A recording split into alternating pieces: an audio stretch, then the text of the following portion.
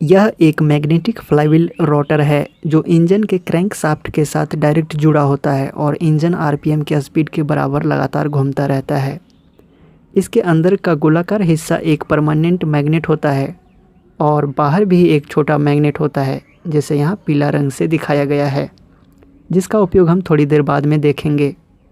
अब इस रोटर के अंदर एक स्टेटर कॉइल डाल दिया जाता है।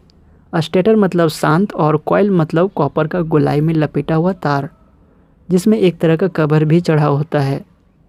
अब कॉइल के बाहर रोटर मैग्नेट के लगातार घूमने की वजह से यह लगातार एसी करंट बनाएगा। चूँकि रोटर फ्लाईव्हील का आरपीएम लगातार घटता बढ़ता रहता है, इसलिए कॉइल में बनने वाला एसी करंट भी लगातार घटता बढ़ता रहेगा। जैसे यह 1000 आरपीएम पर 20 वोल्ट एसी करंट तो 3000 आरपीएम पर 50 वोल्ट एसी बना सकता है। हमें इस करंट का उपयोग करके ही इंजन के स्पार्क प्लग में स्पार्क बनाना होता है, साथ ही साथ बैटरी को लगातार चार्ज करना भी होता है। इसके अलावा गाड़ी के सारे लाइट्स को या तो एसी करंट या तो बैटरी के करंट से जलाया जाता है। हम यहाँ बैटरी को चार्ज और स्पार्क प्लग में स्पार्क बनने की प्रक्रिया को देखेंगे। एक गाड़ी का बैटरी 12 वोल्ट डीसी आउटपुट देता है और इसे चार्ज करने के लिए भी डीसी 12 वोल्ट इनपुट देना पड़ता है। स्टेटर कॉइल से निकलने वाले एसी करंट को हम एक वोल्टेज रेगुलेटर में ले जाते हैं, जिसे रेगुलेटर रेक्टिफायर या आरआर यूनिट भी कहा जाता है। यह स्टेटर कॉइल से आने वाले फ्लक्चुएटिंग एसी करंट को 12 वोल्ट डीसी आउटपुट में बदलकर लगातार बैटरी को चार्ज करता है। साथ ही साथ सभी डिवाइस के दूसरे सिरे को ग्राउंड करना होता है ताकि करंट का फ्लो हो सके। अब हम स्पार्क बनने की प्रक्रिया को देखेंगे। इसके लिए एक कैपेसिटर डिस्चार्ज सिस्टम का उपयोग किया जाता है, जिसे सीडीआई भी कहते हैं। जैसा कि इसका नाम है, इसके अंदर एक कैपेसिटर होता है जो कि खुद को करंट लेकर चार्ज करता है, और जब यह करंट लेना बंद करता है तो इसी करंट को छोड़कर खुद को डिस्चार्ज कर लेता है ताकि अगली बार फिर से चार्ज हो सके। इस सीडीआई यूनिट के अंदर एक SCR सिलिकॉन कंट्रोल रेक्टिफायर भी होता है, जिसमें एसी करंट जाते ही एक्टिव हो जाता है। और जब यह SCR एक्टिव होता है तो क्या होता है, आइए देखते हैं। सीडीआई एसी और डीसी दोनों टाइप का हो सकता है। यदि डीसी सीडीआई है तो सीडीआई के कैपेसिटर को चार्ज करने के लिए डीसी करंट डायरेक्ट बैटरी से या आरआर यूनिट से लिया जा सकता है, और एसी सीडीआई होने पर करंट डायरेक्ट स्टेटर कॉइल से लिया जाता है। वैसे इस एसी करंट को सीडीआई के अंदर जाते ही पहले डीसी में बदला जाता है और यह कैपेसिटर को लगातार चार्ज करता है।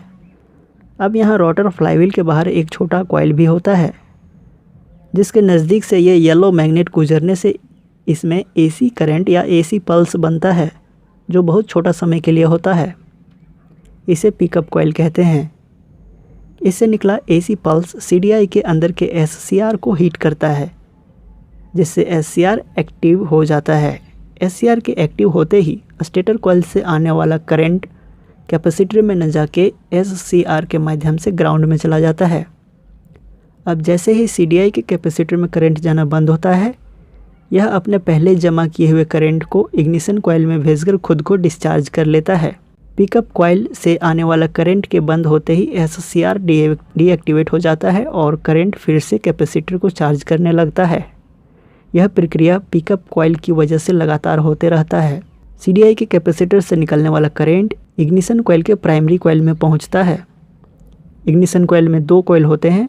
सेकेंडरी कॉइल में नंबर ऑफ टर्न्स मतलब गोलाई में तारों की संख्या प्राइमरी कॉइल की तुलना में 100 गुना ज़्यादा होते हैं।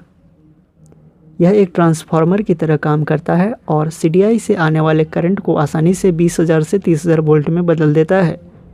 यह हाई वोल्टेज HT केबल मतलब हाई टेंशन केबल के माध्यम से सीधा स्पार्क प्लग में पहुंचता है। स्पार्क प्लग में इस हाई वोल्टेज और ग्राउंड इलेक्ट्रोड के बीच 1 mm से भी कम दूरी रखा जाता है, ताकि यह हाई वोल्टेज जंप करके मतलब कूद कर ग्राउंड इलेक्ट्रोड में जा सके। जंप होते ही एक स्पार्क बनता है, जैसे कि जब 2 बादल आपस में से गुजरते हैं तो उनके बीच चिंगारी निकलती है, और यह स्पार्क पेट्रोल और हवा के मिक्सचर को आसानी से ब्लास्ट कर देता है। यदि आपने वीडियो यहाँ तक देखा है तो चैनल को ज़रूर सब्सक्राइब कर लें। वीडियो देखने के लिए